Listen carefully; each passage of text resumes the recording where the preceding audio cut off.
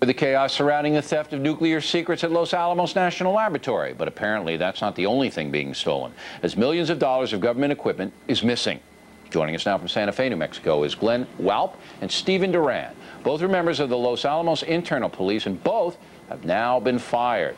Mr. Duran used to be a police chief in Idaho, and you find yourself now sacked. First of all, what did you find out, and why do you think you were fired? Well, Bill, from my second day on the job, I was assigned to work hand in hand with the Federal Bureau of Investigations. We found that corruption was running rampant within Los Alamos in multiple areas. And when we reported this to management, their only concern seemed to be that we protect the laboratory and protect the UC contract, when we advised them that that's not what we were hired to do and that we couldn't do our jobs effectively worrying about the contract, and that we felt that we were being paid by the American citizens and not Los Alamos National Laboratory. Shortly thereafter, we were terminated. Okay, what exactly, specifically, Mr. Duran, did you find out? What was being stolen? What was going on? Everything you can possibly imagine. People were ordering products that were completely unnecessary and unauthorized, refrigerators, stoves, jewelry, ATVs, night vision equipment, lockpicks. They were misappropriating authorized items like tools, you know, car parts, et cetera, et cetera, et cetera. All right, so people were just using for their own personal use or selling them. They were ordering parts flown in. Now, the University of California is in charge of Los Alamos. They work, of course, for the Department of Energy, which pays the university, which pays you guys. Mr. Walp, what did you find out, and why do you think you were fired?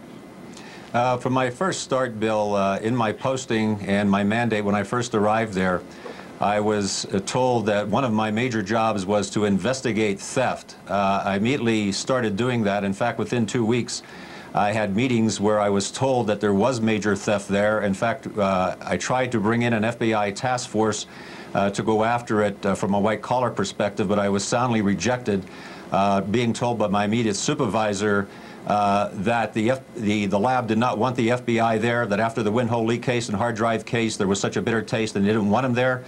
And also was told, as a caveat, that if I continue my pursuit, that I may find out at a higher level people were involved in those thefts. As we continued those programs, we found, in fact, as it was with what we call the NIS case, it's in the record book of Mussolini Alexander, ordered hundreds of thousands of dollars of taxpayer dollars for things that they took off that hill. A person using a credit card to get money from a local casino. And who was doing this? These were lab employees. Lab employees. Okay, now you're a former Pennsylvania State Police Commissioner, and both of you guys have extensive law enforcement backgrounds. So what you've uncovered, both of you, was a facility that I don't know what the exact number is, but it's like $100 million, $200 million of taxpayer money funds this facility. It's basically out of control. There was nobody checking it, as we said on the top of the broadcast. The money poured in, and these people figured out a way that they could profit by it personally. Is that right? That is correct, and there was an attitude there, Bill. There's a culture there that has been ingrained for many years. It was almost like a joke when I began to dig into it. In fact, during hunting season in the fall of the year, coveralls, knives were missing. When I found out the $3 million that was supposedly lost over from 1999 to 2001, at that juncture, I said, well, why was it all reporting up in January? And the response that was sent to me was because Christmas. They were doing their Christmas shopping. Yeah, so it was a joke. Everybody knew it. And you guys were outsiders trying to change it, and that's why you're fired. Bottom line is the University of California can't run this place. They can't run it. That's the bottom line, right? Not in our opinion, no. All right, okay. So we're going to, and by the way, they issued a statement to us late today, and they said that they're going to review your status now. So let's hope you get your job. Were you going to take your jobs back if you get them?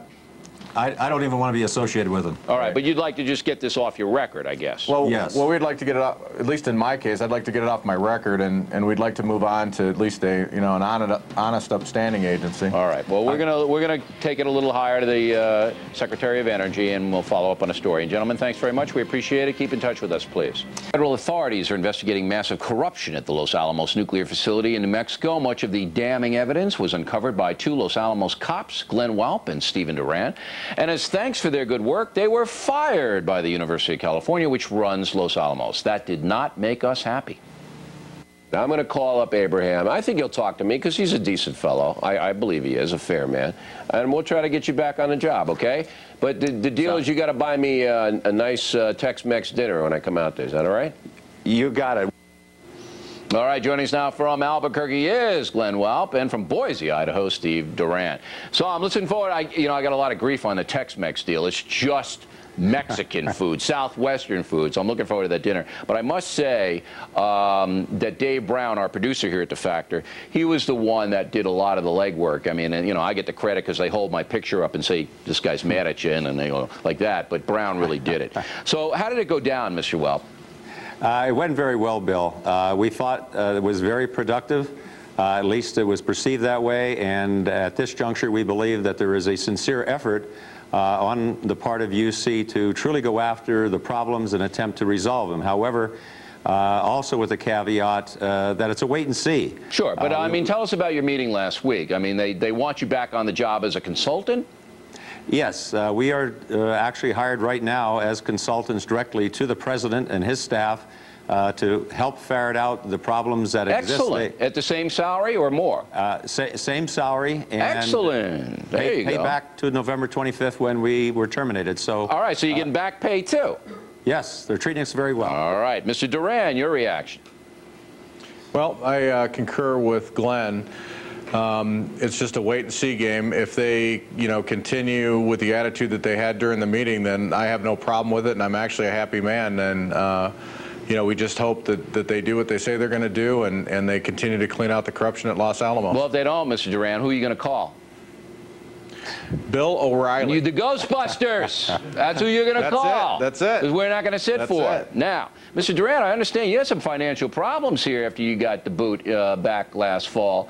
But this retroactive pay is going to help you out, right? It should. We're working on it. All right, good. Because we think you guys are heroes, and we checked you out pretty thoroughly. I mean, we're not going to come on and put you on here. You guys got the worst deal. So this is a message to all the other people, the good Americans who see bad things happening and the taxpayer money looted and stolen, that you can win this. Now, Mr. Walp, when you go, are you going to go back to Los Alamos and do hands-on investigations? No, it is not that at all. We are not going back to do investigations, and quite frankly, I'll speak for myself, I really don't want to go back into that environment. But we certainly will help UC as well as the congressional bodies, FBI, and whomever, to again ferret out the crime and corruption that is there and bring it to a total successful fruition. All right, so basically these guys are going to debrief you. You're going to see what you're going to tell them what you saw, how it came about, and all kinds of things like that. Exactly. All right. Now, Mr. Duran, what about you? Do you want to go back and snoop around anymore? Well, actually, like I said, Bill, if it turns into a Homeland Security situation, I'd be more than happy to. But at this juncture, not enough changes have been made to make me feel comfortable doing that. But when the FBI and the other investigative agencies ask you for your opinion, you're going to be forthcoming, correct?